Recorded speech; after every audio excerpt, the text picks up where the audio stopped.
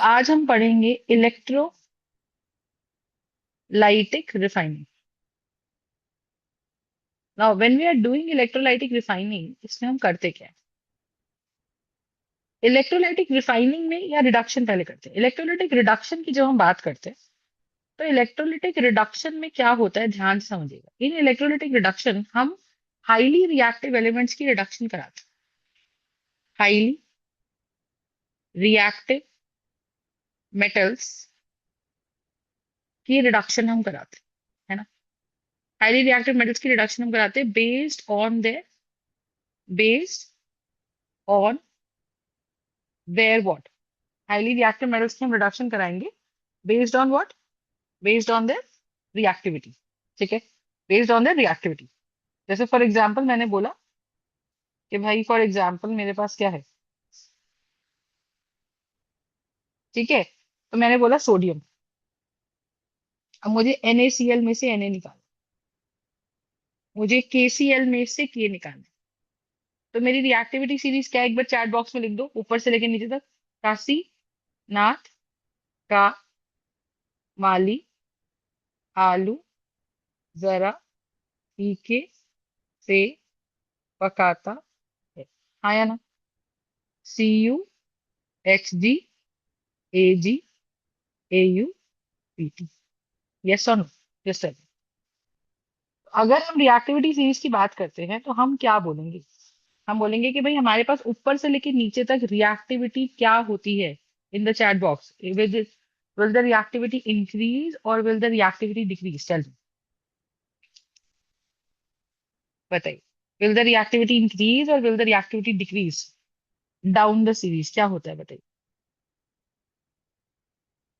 Down the series क्या होता है? डिक्रीजेस, है ना। और ये कैसी रिएक्टिविटी सीरीज है? ये मेटल्स की रिएक्टिविटी सीरीज है, एम आई राइट? तो अगर ये मेटल्स की रिएक्टिविटी सीरीज है, इसका मतलब क्या है बताइए? अगर ये मेटल्स की रिएक्टिविटी सीरीज है, इसका मतलब क्या है बताइए? बताइए कि reactivity series down the group क्या बोला जा रहा है? Reactivity increases based on the electron giving potential है। डाउन पे डिक्रीज हो रही है। तो डाउन द ग्रुप, हाँ, तो डाउन द ग्रुप अगर इलेक्ट्रॉन देने का नेचर बढ़ रहा है कि घट रहा है? डाउन द सीरीज इलेक्ट्रॉन देने का नेचर बढ़ रहा है या घट रहा है? क्या हो रहा है बताइए? दिमाग लगाइए।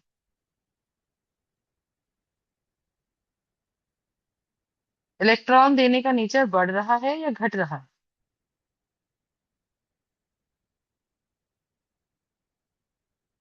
इज इट इंक्रीजिंग और इज इट डिक्रीजिंग? घट रहा है। तो इसका मतलब रिएक्टिविटी घट रही है ना। तो अब आप ये चीज देखो कि जो हमारे पास ऊपर के टॉप तीन चार एलिमेंट्स हैं, दीज आर हाईली रिएक्टिव। तो लिखो, इस बात को लिखो, for highly reactive metals, right, like potassium, calcium, sodium, etcetera. For highly reactive metals like potassium, calcium, sodium, etcetera, no reducing agent can be used. ठीक है। क्यों कोई भी रिड्यूसिंग एजेंट हम यूज कर नहीं सकते? आप ध्यान से देखो। जैसे फॉर एग्जाम्पल मैंने लिखा भाई मुझे PbO में से Pb निकालना है। तो मैं क्या करूंगी? मुझे पता है Pb एक लेस रिएक्टिव मेटल की कैटेगरी में आता है। सो यस और no? Pb comes in the category of less reactive elements. Yes और no? Pb comes in the category of less reactive elements. अब मैं कह रही हूँ कि यार इस Pb को हटाने के लिए मैंने इसमें मान लो थोड़ा सा मैग्नीशियम डाल दिया। तो हमें पता है कि एक अगर रिएक्टेंट कंपाउंड हो और एक रिएक्टेंट अगर एलिमेंट हो, है ना, एक रिएक्टेंट अगर कंपाउंड हो और एक रिएक्टेंट अगर एलिमेंट हो, तो क्या होगा मुझे बताओ? क्या होगा? कि मैम एक हाईली रिएक्टिव एलिमेंट, हमने ये क्लास में बहुत अच्छे सीखा है कि अगर ये अकेला बैठा है, अगर ये अकेला बैठा है और ये अमीर है, अकेला है पर अमीर है, तो ये क्या करेगा? ये इसमें Pb+2 और O-2, तो ये क्या करेगा? ये Mg क्या करेगा बताओ? Mg O को बोलेगा कि भाई तेरे को इलेक्ट्रॉन मैं दूंगा, क्योंकि मैं तो अमीर हूं और मैं तो इलेक्ट्रॉन देकर वापस भी नहीं मांगूंगा, और डिस्प्लेस कर देगा। Very good. और वो पीबी को डिस्प्लेस कर देगा। तो हमने ये सीखा था कि MgO बन जाएगा और हमारे पीबी फ्री हो जाएगा। और आप ये देखो, पीबीओ का रिएक्टेंट से प्रोडक्ट की साइड पे जब हम जा रहे हैं, मुझे एक सिंपल सी बात बताओ, पीबीओ का हाल क्या है? पीबीओ का हाल ये है कि जब हम रिएक्टेंट से प्रोडक्ट की साइड जा रहे हैं, रिएक्टेंट से प्रोडक्ट की साइड जा रहे हैं, तो क्या हो रहा है? पीबीओ में ओ पीबी से जुड़ा हुआ है, ओ पीबी से जुड़ा हुआ है, बोलो हाँ है ना? और जब ओ पीबी से जुड़ा हुआ है तो प्रोडक्ट साइड पे जाते जाते उसका ओ हट गया, तो ये क्या हुआ? पीबीओ का क्या हुआ? ऑक्सीडेशन हुआ या रिडक्शन हुआ? आप लोग in the chat box please tell me, ये पीबीओ का क्या हुआ? ऑक्सीडेशन हुआ या ये पीबीओ का रिडक्शन हुआ? क्या हुआ बताइए? रिडक्शन। समझ में आई बात?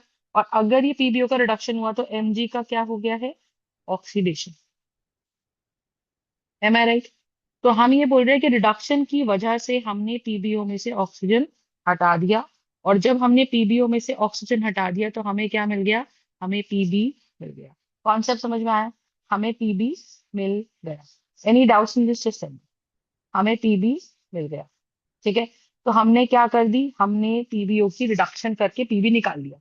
पर अगर मैं ऐसा बोलती हूँ कि मेरे पास भाई K2O है, तो अब K2O तो पोटेशियम तो सबसे ज्यादा रिएक्टिव है, तो ऐसा मैं कौन सा एक्स कोई एलिमेंट रैंडम लिख दूं? ऐसा यहाँ पे मैं कौन सा एलिमेंट लिख दूं जो क्या करेगा मुझे बताओ? K2O के साथ मैं यहाँ ऐसा कौन सा एलिमेंट लिख दूं जो K2O में से ऑक्सीजन हटा देगा? तो हमारे पास ऐसा कोई एलिमेंट नहीं है। आप ये अंडरस्टैंडिंग? और क्योंकि हमारे पास K2O में से ऐसा कोई एलिमेंट नहीं है, इसका मतलब क्या है बताइए? बताइए कि इसका मतलब K2O में अगर कोई ऐसा एलिमेंट नहीं है, विच क्लियरली मीन्स कि मैम K2O का रिडक्शन करना due to the help of, और with the help of, with the help of, with the help of, with the help of K2O का रिडक्शन करना with the help of any reducing agent impossible. तो ऐसे highly reactive elements के लिए हम क्या कहते हैं? ऐसे हाईली रिएक्टिव एलिमेंट्स के लिए हम क्या कहते हैं मुझे बताइए? So with the help of any reducing agent impossible है। सही बात है। तो हम ऐसे में क्या करें मुझे बताइए? कि अगर K2O का बहुत ही डिफिकल्ट है, with the help of only reducing agent impossible है, तो हम क्या करें बताइए?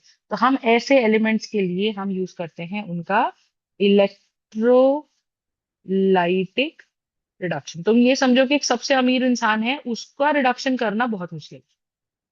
तो अब electrolytic reduction is used to extract highly reactive metals, used to extract highly reactive metals. They are used to extract highly reactive metals. Are we understanding this part? So this is the part.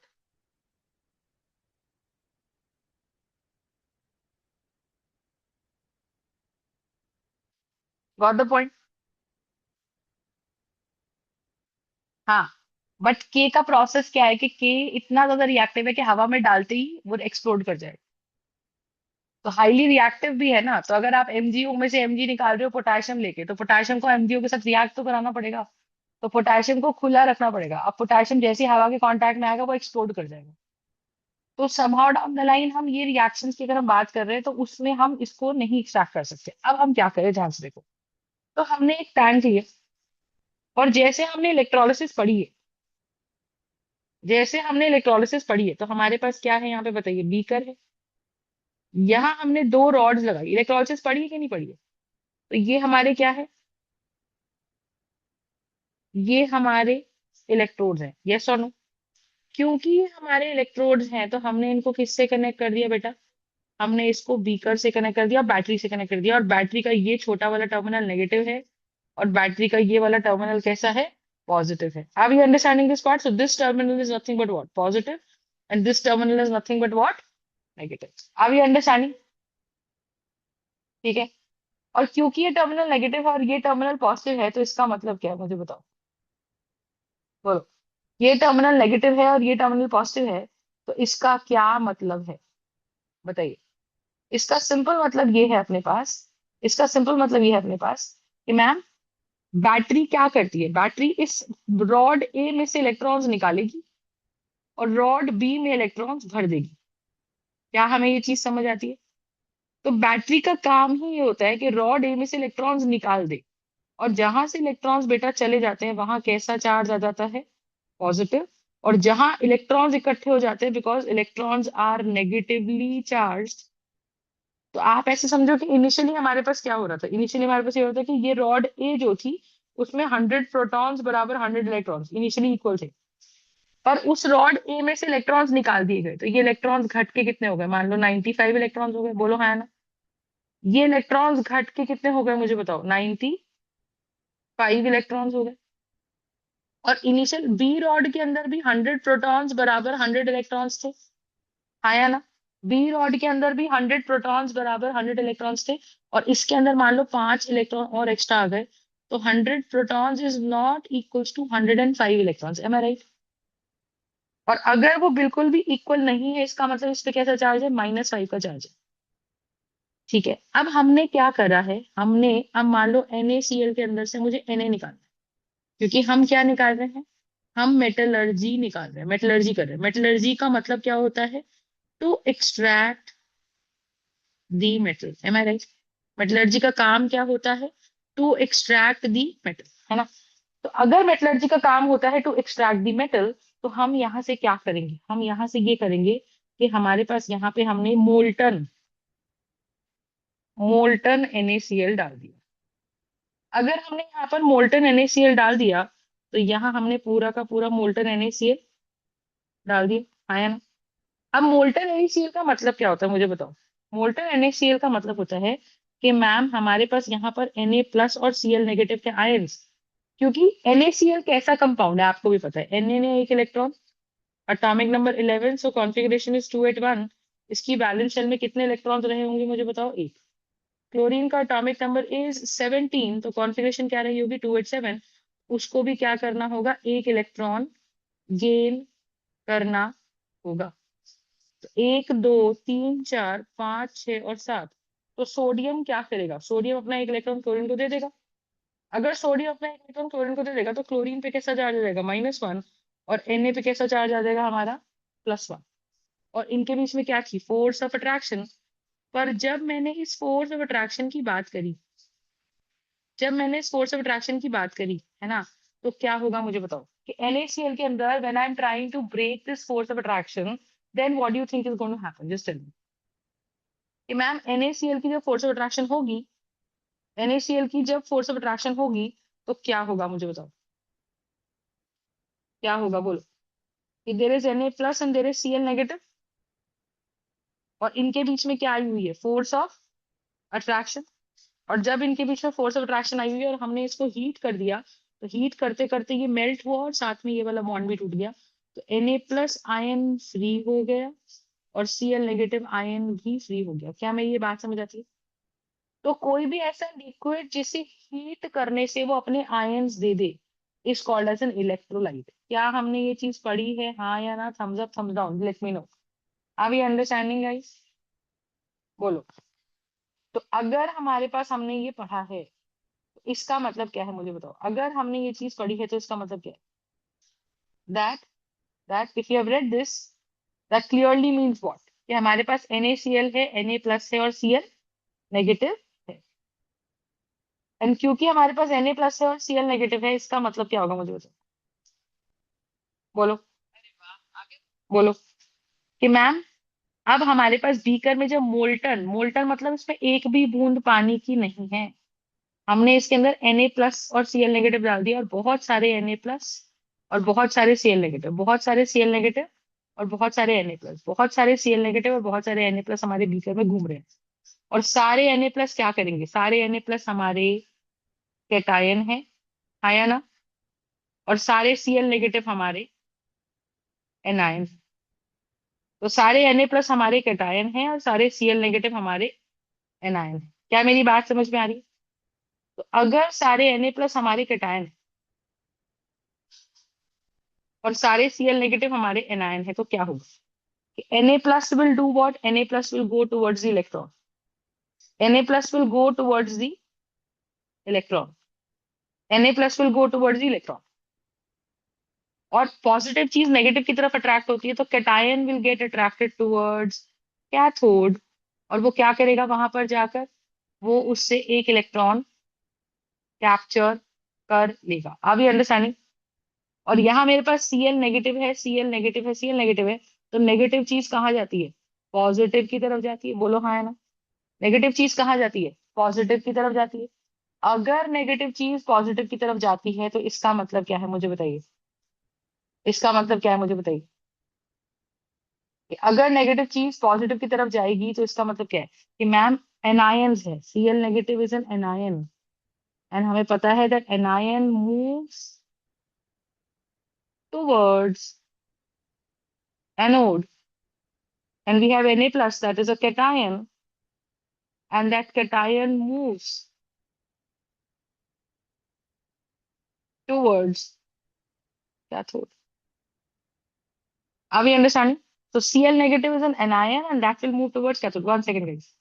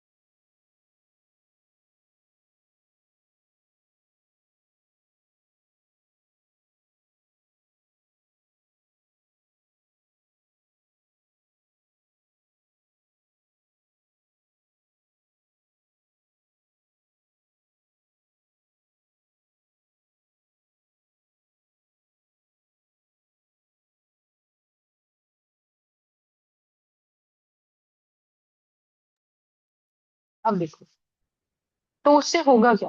जैसा लोग तो उससे होगा ये क्या। ध्यान से लिखें कि मैम अगर हम लिखें कि एट कैथोड पे क्या हो रहा है। अगर हम ये लिखें कि एट कैथोड पे क्या हो रहा है। एट कैथोड का बेसिक मतलब ये है कि मैम हमारे पास अगर Na+ है ना। तो ये जाएगा रॉड पे टकराएगा और वहां से एक इलेक्ट्रॉन उठाएगा और Na सॉलिड बन जाएगा। Are we understanding this part. और Na सॉलिड बन जाएगा। कॉन्सेप्ट क्लियर है कि नहीं बताइए। बताइए। सही है। और एट कैथोड पे ही चला जाएगा। कोई दिक्कत है इसके अंदर? है ना। और एट एनोड पे क्या होगा। एट एनोड पे क्या होगा मुझे बताओ। बोलो। एट एनोड पे क्या होगा।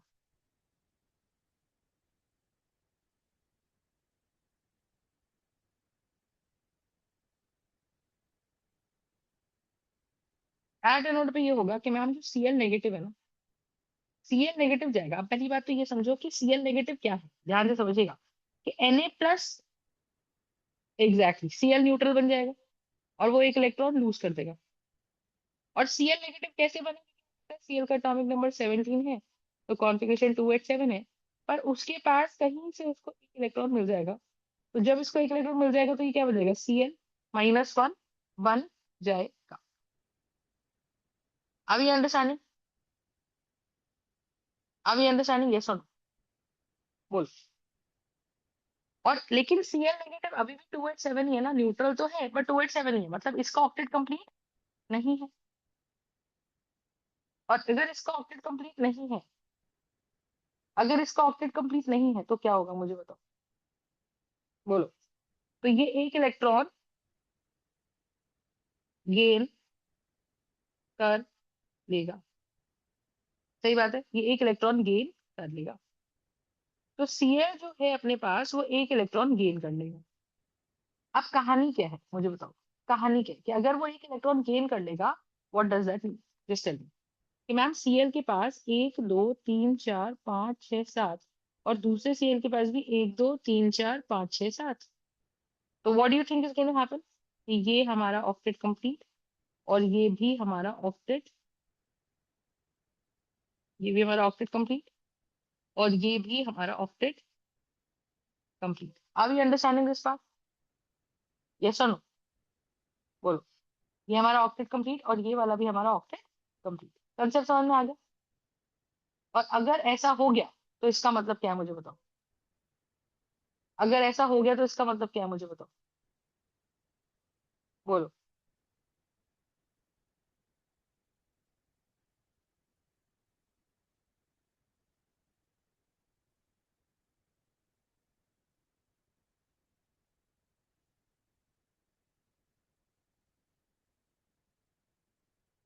बोलो कि मैम ये बन जाएगा Cl2 का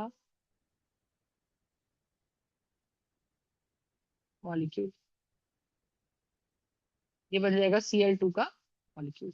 are you understanding this part और नॉट? Just tell me. बोल।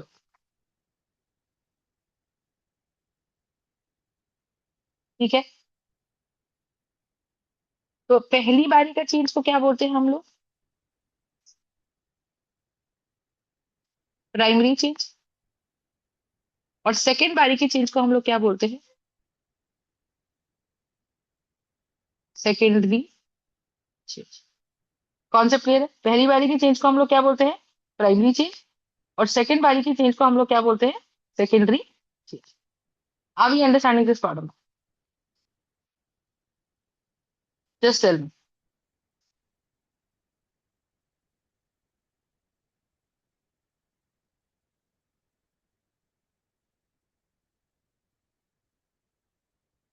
बताइए।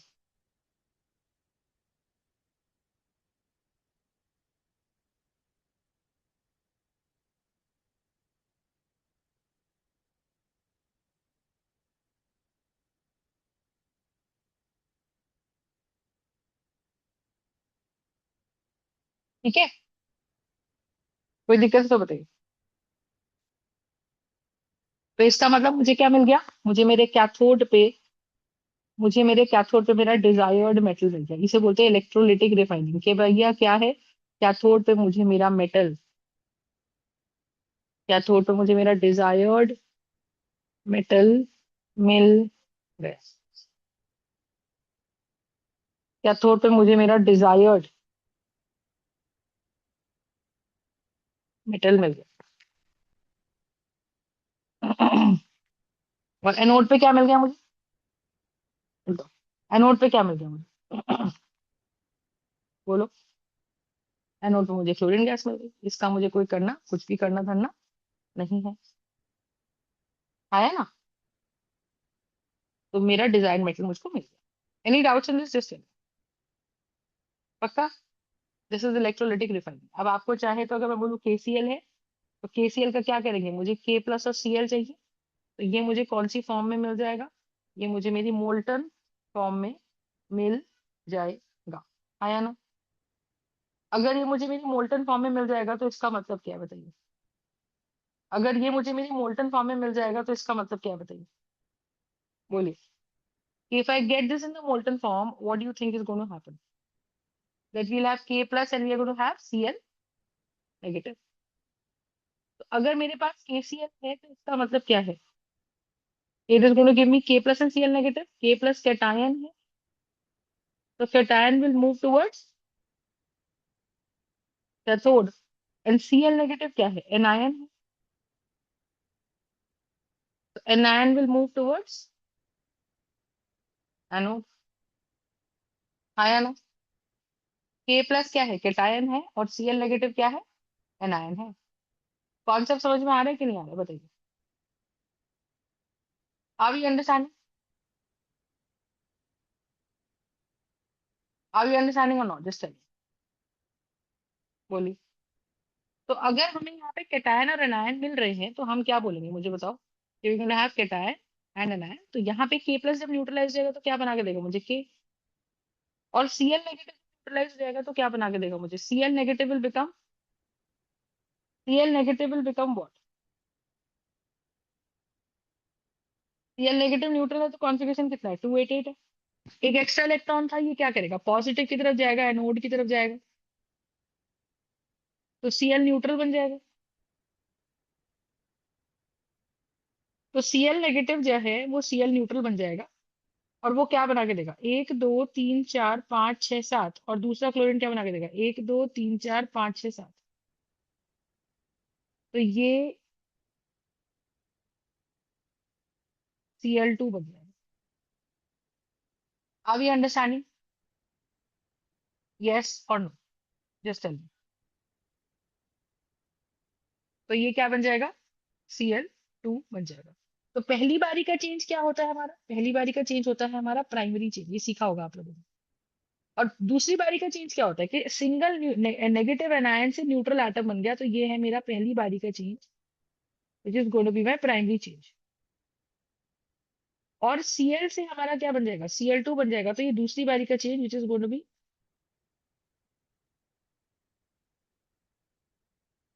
ये जाएगा दूसरी बारी का change, which is going to be what, which is going to be my secondary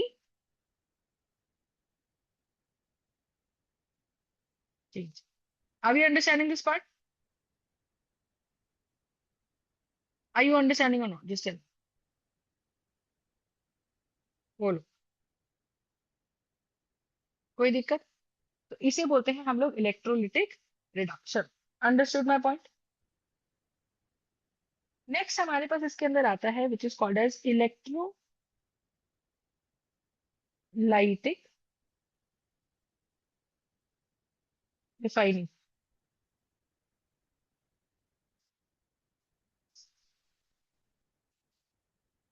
next हमारे पास इसके अंदर क्या आता है, इलेक्ट्रोलिटिक रिफाइनिंग। सही बात है। तो अगर हमारे पास में एग्जैक्टली इलेक्ट्रोलिटिक रिफाइनिंग आता है तो इसका मतलब क्या है, मुझे बताइए। अगर इसमें एग्जैक्टली इलेक्ट्रोलिटिक रिफाइनिंग आता है तो इसका मतलब क्या है, मुझे बताइए। बताइए, अगर मेरे पास एग्जैक्टली इलेक्ट्रोलिटिक रिफाइनिंग आता है तो क्या होगा, कि हमारे पास एक बीकर है, ठीक है। इस बीकर के अंदर दो रॉड्स है, लेकिन इलेक्ट्रोलिटिक रिफाइनिंग में हमें क्या करना है कि मान लो मुझे सिल्वर मिल गया, और ये सिल्वर मुझे इम्प्योर मिल गया, ये सिल्वर मुझे इम्प्योर मिल गया, पर मुझे इसे प्योर बनाना है, ठीक है। तो हम क्या करेंगे, तो हमें किसी मेटल को, सिल्वर को ही, सिल्वर सिल्वर की रॉड से सिल्वर ही निकालना है। लेकिन पहली जो सिल्वर की रॉड है वो एक इम्प्योर रॉड है। अब ये अंडरस्टैंडिंग, पहली जो सिल्वर की रॉड है वो कैसी रॉड है, वो एक इम्प्योर रॉड है। कॉन्सेप्ट समझ में आ गया कि नहीं, आगे बताइए। तो पहली जो सिल्वर की रॉड है वो एक इम्प्योर रॉड है। फंडा समझ में आ रहा है? तो पहली जो इम्प्योर की रॉड है वो एक इम्प्योर रॉड है।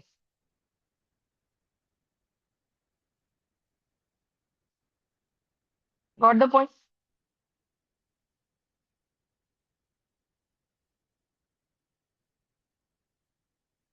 बोलो।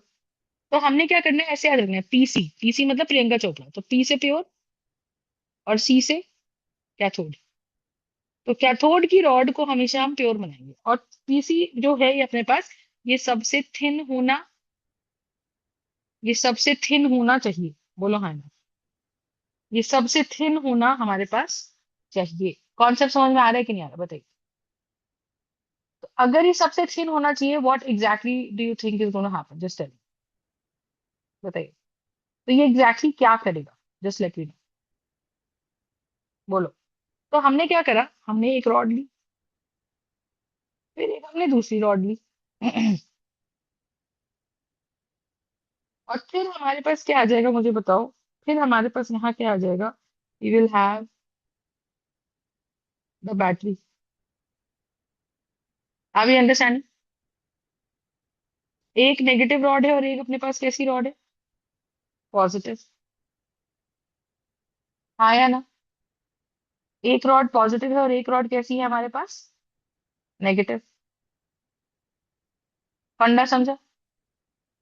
अब क्या होगा मुझे बताओ कि मैम ये वाली रॉड नेगेटिव है और ये वाली रॉड कैसी है,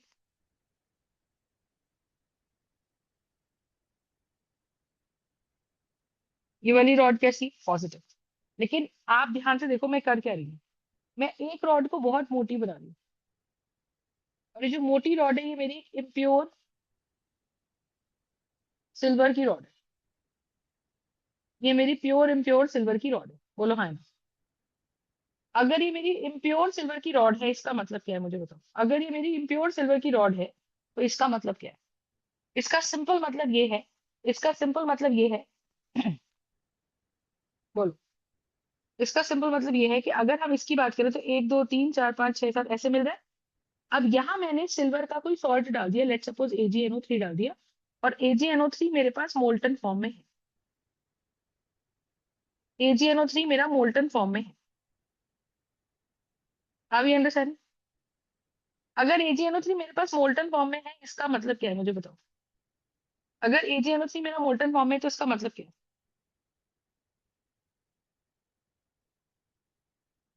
बोलो।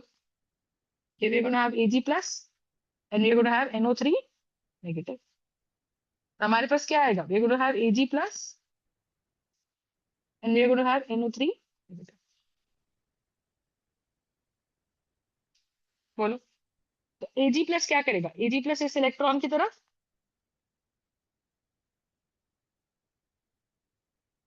चला जाएगा। Ag प्लस क्या करेगा, Ag प्लस इस इलेक्ट्रॉन की तरफ चला जाएगा। और NO3 नेगेटिव क्या करेगा मुझे बताओ, NO3 नेगेटिव इधर जाएगा। अब लॉजिक समझो, अगर बीकर में 100 AgNO3 है तो 100 में से अगर एक Ag प्लस यहाँ चला गया, 100 में से एक Ag प्लस अगर यहाँ चला गया मुझे बताओ, तो एट कैथोड क्या होगा मुझे बताओ। एट कैथोड क्या होगा, बोलो। एट कैथोड क्या होगा। एट कैथोड होगा ये कि मैम जो Ag प्लस है मेरा, जो Ag प्लस है मेरा वो क्या करेगा बताइए। एट कैथोड क्या होगा, जो Ag प्लस है मेरा वो क्या करेगा बताइए।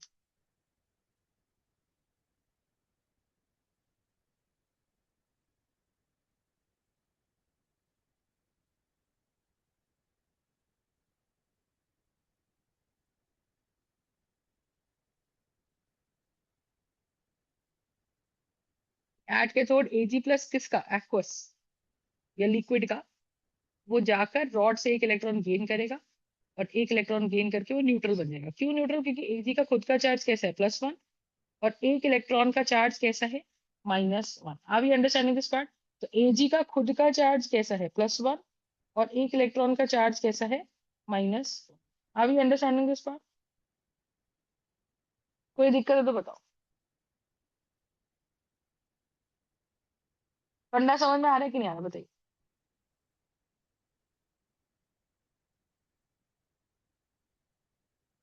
ठीक है। और एट एनोड क्या होगा, एट एनोड क्या होगा मुझे बताओ। एट एनोड हमारे पास कौन है, NO3 नेगेटिव, बोलो। एट एनोड हमारे पास कौन है, NO3 -1। अब NO3 -1 क्या सोच के गया कि मैं नेगेटिव हूं तो मैं जाके इस रॉड को इलेक्ट्रॉन्स दूंगा, ऐसा NO3 नेगेटिव सोच रहा था। NO3 नेगेटिव क्यों है, क्योंकि उसके पास एक्स्ट्रा इलेक्ट्रॉन्स है। अगर उसके पास एक्स्ट्रा इलेक्ट्रॉन्स है तो हम कह रहे हैं जी NO3 नेगेटिव है। अब मैं यहाँ पे क्या सिंपल सी बात बोल रही हूँ कि अगर एक्स्ट्रा इलेक्ट्रॉन्स NO3 के पास हैं, है ना, अगर एक्स्ट्रा इलेक्ट्रॉन्स NO3 के पास हैं तो क्या होगा कि ये इलेक्ट्रॉन्स, ये रॉड है अपने पास, है ना, ये रॉड है अपने पास। इस रॉड में कुछ कुछ एटम्स जो है वो हमारे काम के हैं, कुछ कुछ एटम्स हमारे काम के हैं और कुछ कुछ एटम्स हमारे काम के नहीं है, बोलो। तो जो रेड वाले हैं वो पूरा सिल्वर है, जो ग्रीन वाले हैं वो अदर इम्प्योरिटी मेटल्स है, पर है तो मेटल्स ही। तो मेटल्स का काम क्या होता है? इलेक्ट्रॉन देना। मेटल्स का काम क्या होता है? इलेक्ट्रॉन देना। बोलो हाँ है ना? और अगर मेटल्स का काम होता है टू टू गिव इलेक्ट्रॉन्स, तो NO3 नेगेटिव जैसे ही यहाँ गया, तो पहले से ही इस मेटल रॉड ने क्या किया था? इसने यहाँ से इलेक्ट्रॉन्स इसको दे रखे। सही बात है, इसने पहले से ही इसको इलेक्ट्रॉन्स दे रखे थे। बोलो हाँ ना? तो अगर इसने पहले से ही इसको इलेक्ट्रॉन्स दे रखे थे, इसका मतलब क्या है मुझे बताओ? बोलो। तो ये इलेक्ट्रॉन इसको दे रखे थे, तो ये वाली रॉड पहले से पॉजिटिव बनी बैठी है। मतलब रॉड के अंदर के जो एटम्स है ना, वो न्यूट्रल ना होके पॉजिटिव बने बैठे हैं। क्यों? क्योंकि मेटल्स आर हाईली रिएक्टिव। भाई आप देखो, सिल्वर जो है वो एक काफी लेस रिएक्टिव मेटल है, पर NO3 तो पूरा का पूरा नॉन मेटल है। तो नॉन मेटल्स हमेशा इलेक्ट्रॉन्स गेन करते हैं। तो अगर मैं कंपेयर करूं कि Ag एक मेटल है और NO3 पूरा, नाइट्रोजन भी नॉन मेटल है, ऑक्सीजन भी नॉन मेटल है, तो ओवरऑल एक ये नॉन मेटालिक ग्रुप है। तो नॉन मेटालिक ग्रुप फिर भी अगर मैं कंपेयर करूं तो मेटल के मुकाबले इतने इलेक्ट्रॉन नहीं देगा। इसका मतलब क्या है बताओ? कि हमारे पास एक Ag प्लस है और एक अपने पास क्या है? NO3 नेगेटिव है। तो अगर मेरे पास यहाँ पर Ag प्लस है और एक मेरे पास यहाँ पर NO3 नेगेटिव है,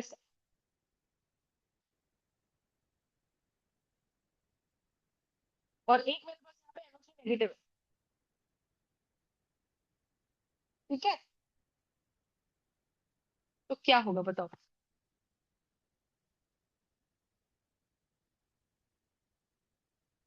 एक अपने पास NO3 नेगेटिव है। तो जब NO3 नेगेटिव हो जाएगा, वो सोच रहा था कि मैं अपना एक्स्ट्रा इलेक्ट्रॉन लूंगा, पर वो क्या करेगा? वो क्या करेगा?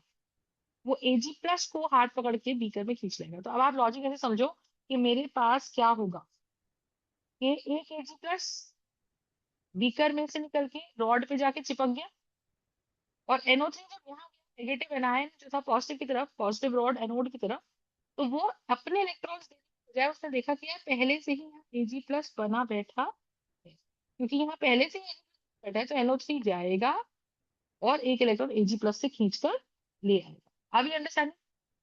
तो बीकर में एक Ag प्लस फिर से रीप्लेनिश हो गया, यानी कि हमारे बीकर में कोई फर्क नहीं पड़ा। तो अगर मैं एनोड की बात करूं, तो एनोड में NO3 ने क्या नहीं, अंदर बैठे जो Ag सॉलिड था इन द रॉड, वो ऑलरेडी किसमें कन्वर्ट हो चुका था? Ag प्लस में, क्योंकि उसने एक इलेक्ट्रॉन क्या कर दिया था? क्योंकि उसने एक इलेक्ट्रॉन, बताओ फंडा समझ में आया? क्योंकि उसने एक इलेक्ट्रॉन किसको डोनेट कर दिया था? बोलो।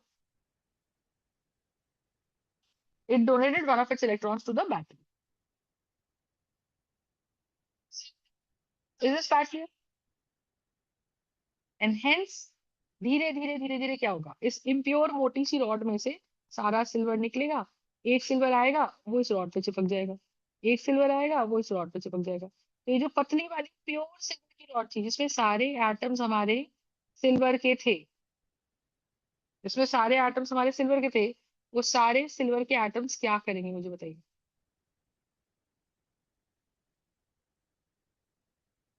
वो सारे सिल्वर के एटम्स क्या करेंगे? वो इसके ऊपर डिपॉजिट होते जाएंगे, और ये वाली रॉड जो है वो कैसी है? ये वाली रॉड मोटी होती जाएगी, और ये वाली रॉड खत्म होती जाएगी। तो हम क्या लिखेंगे? कि cathode will grow in size, cathode will grow in size, and anode will shrink in size। Cathode will grow in size and anode will shrink in size। अभी अंडरस्टैंडिंग? तो हमारे पास जो प्योर कैथोड की रॉड थी, जो पतली सी थी, वो बाद में मोटी होती जाएगी, हाँ या ना? और इस पे बहुत सारे न्यूमेरिकल्स बनते हैं। तो पहला, सबसे पहला काम होता है कि हमें प्रोडक्ट्स ऑफ इलेक्ट्रोलिसिस आइडेंटिफाई करने आने चाहिए, कि जब हमने इलेक्ट्रोलाइटिक रिफाइनिंग करी, तो रिफाइनिंग के दौरान पे हमने क्या देखा? इलेक्ट्रोलाइटिक रिफाइनिंग के दौरान हमने क्या देखा? कि जो हमारी दो रॉड्स है, जो हमारी दो इलेक्ट्रोड्स है, वो हमारे पैसिव नहीं है, वो हमारे एक्टिव इलेक्ट्रोड्स है। Are we understanding? वो हमारे एक्टिव इलेक्ट्रोड्स है। Are we understanding? Active electrodes का क्या मतलब है बताओ? एक्टिव इलेक्ट्रोड्स का क्या मतलब है? एक्टिव इलेक्ट्रोड्स का सिंपल मतलब ये है कि मैम वो इलेक्ट्रोड्स भले ही ज्यादा रिएक्टिव मेटल्स ना हो, पर आयंस के मुकाबले वो अपने ही खुद के एटम, जो रॉड के अंदर एटम्स हैं, वो पहले ही इलेक्ट्रॉन्स दे चुके हैं। वो पहले ही बैटरी को इलेक्ट्रॉन्स दे चुके हैं। Are we understanding this point? तो यू हैव टू अंडरस्टैंड कि जब हम इस एक्टिव इलेक्ट्रोड्स की बात करेंगे तो हम क्या बोलेंगे? That the electrodes which donate electrons to the battery are active electrodes. Are you understanding? Are active electrodes. तो वो एक्टिव इलेक्ट्रोड्स क्या करेंगे मुझे बताओ? They are active electrodes. Fine, बात समझ?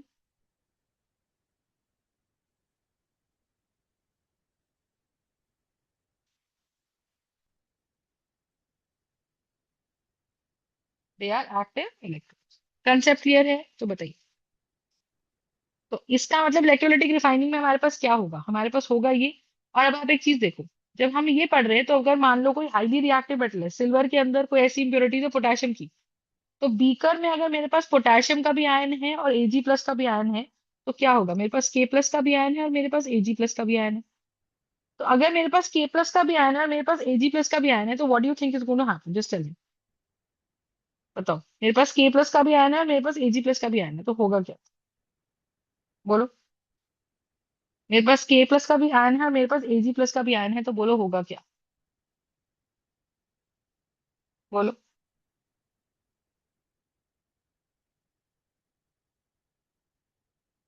What do you think is going to happen? Just tell मी।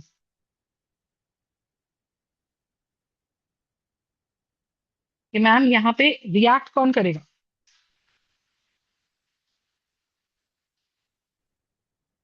नहीं, refining के अंदर हम एक्टिव इलेक्ट्रोड्स यूज करते हैं। एक्टिव इलेक्ट्रोड्स कोई भी मेटल हो सकता है। इस केस में वो एक्टिव मेटल सिल्वर है। किस हिसाब से मैं इसको एक्टिव बोल रही हूँ बेटा? मैं इसको एक्टिव इस हिसाब से बोल रही हूँ कि ये किसी नॉन मेटल के मुकाबले में तो काफी रिएक्टिव है। Are we understanding? ये किसी नॉन मेटल के मुकाबले तो काफी रिएक्टिव है। Are we understanding this part और नॉट? Just tell me. ये किसी नॉन मेटल के मुकाबले तो काफी रिएक्टिव है। ठीक है बात? तो अब यहाँ अपने पास है कौन? यहाँ अपने पास के प्लस है और यहाँ अपने पास एजी प्लस है। तो के प्लस करेगा क्या? के प्लस करेगा क्या? We will have K plus and we will also have Ag plus. तो K प्लस जाएगा या Ag प्लस जाएगा? तो यहाँ इलेक्ट्रॉन गेन करने की बात है। आप मुझे बताओ, पोटेशियम अमीर है कि सिल्वर? पोटेशियम अमीर है कि सिल्वर? कौन ज्यादा रिएक्टिव मेटल है? कौन ज्यादा अपने इलेक्ट्रॉन्स देने के बाद वापस नहीं मांगेगा, पोटेशियम या सिल्वर? Reactivity series potassium. तो गेन करने का नेचर किसका है? ज्यादा जैसी पैसे वापस आए तो कौन बोलेगा कि भाई मैं अपना इलेक्ट्रॉन जल्दी गेन कर लूंगा? के प्लस या एजी प्लस? बोलो हाँ ना? कौन गेन कर लेगा, के प्लस या एजी प्लस? बोलो। तो के प्लस होगा या एजी प्लस होगा, वो क्या करेगा मुझे बताओ? दैट विल हैव के plus and will also have AG plus. Concept clear है? तो हम यहाँ से क्या समझे? हम ये समझे कि अगर हमारे पास के प्लस है और हमारे पास एजी प्लस है, तो के प्लस जाने वाला था, एजी प्लस भी जाने वाला था। पर भूख लगी थी एजी प्लस को ज्यादा। उसको ये लग रहा था कि मेरा एक इलेक्ट्रॉन जो भी है वो कौन ले गया? मेरा एक इलेक्ट्रॉन एजी प्लस ले गया। और क्योंकि मेरा एक इलेक्ट्रॉन एजी प्लस ले गया, so that AG plus will basically gain electron, और वो जाके यहाँ पे एजी सॉलिड बना लेगा। Are we understanding? बताइए। तो एजी प्लस एक इलेक्ट्रॉन अगर गेन कर लेगा तो वो एजी सॉलिड बना लेगा, है ना? तो बीकर में एज एन इम्प्योरिटी कौन रह जाएगा? पोटेशियम। हम क्या बोलेंगे? ये जो हाईली इलेक्ट्रोपॉजिटिव इम्प्योरिटीज है, जो हाईली रिएक्टिव इम्प्योरिटीज हैं, दे विल रोम अबाउट और they will freely move in the beaker. Highly electro positive impurities will freely move in the beaker. आया ना? Highly electropositive impurities will freely move in the beaker. और क्योंकि highly electropositive impurities will freely move in the beaker, इसका मतलब क्या है? कि highly electropositive impurities will freely move in the beaker, इसका मतलब क्या है? बताइए।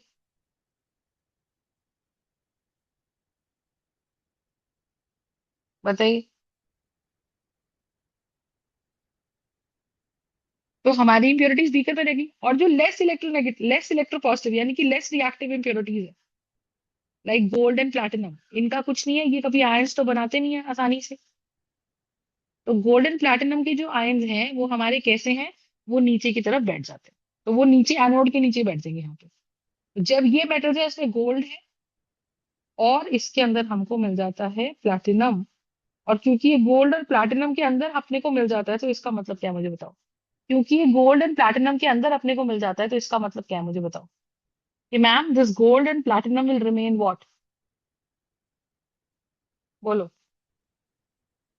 ये गोल्ड एंड प्लैटिनम अगर मिल जाता है तो इसका मतलब क्या है बताइए। बोलो। That this gold and platinum, अगर हम ये एनोड मड है, एनोड मड को हम बेच देते हैं मार्केट में, और इसको पैसा, इससे जो बेच के पैसा मिलता है वो पूरी प्रोसेस ऑफ इलेक्ट्रोलाइटिक रिफाइनिंग की कॉस्ट रिकवर कर देता है। Are we understanding this part? Are we understanding this part और not? Just tell me. Okay, concept clear है? तो that's the idea we have. तो that's the idea we have.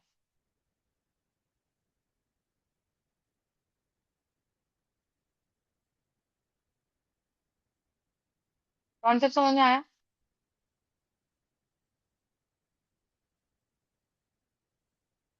बताइए। This is electrolytic refining. तो इसमें दो important question आते हैं। One is electrolytic anode mud क्या है, दूसरा इसमें क्वेश्चन क्या आता है एनोड मड के अलावा। दूसरा इसमें क्वेश्चन क्या आता है एनोड मड के अलावा?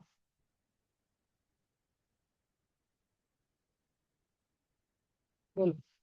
दूसरा इसमें क्वेश्चन क्या आता है एनोड मड के अलावा, कि इलेक्ट्रोपॉजिटिव या मोर रिएक्टिव इंप्योरिटीज का क्या होगा?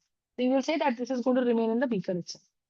This is going to remain in the beaker itself. Yes or no? This is going to remain in the beaker itself. कोई दिक्कत है इसके अंदर तो बताइए। और हमारा मेटल प्योर हो जाता है, कैथोड पे जाके कैथोड को मोटा कर देता है, फिर हम कैथोड की रॉड इकट्ठा करके रख लेते हैं। तो दैट्स द प्रोसेस। तो इसमें हम करंट बेसिकली पास करा रहे हैं, और करंट मतलब क्या होता है, flow of electrons. Is it clear?